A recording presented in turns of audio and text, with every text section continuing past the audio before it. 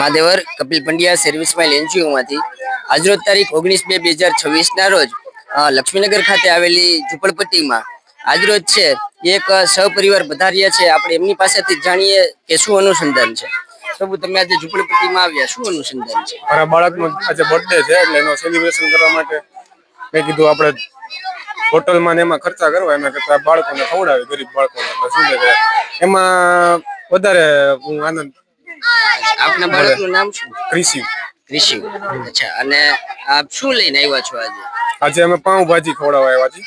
આની પેલા first birthday હતો ત્યારે એવી રીતે રગડા પાઉં ને એનું કર્યું હતું। અમે અહીંયા જેવી રીતે બર્થડે નો આ રીતે જ ઉજવી છે, એટલે શું છે કે અમને આનંદ થાય છે ને આ બાળકોને ખુશ જોઈને વધારે આનંદ થાય છે।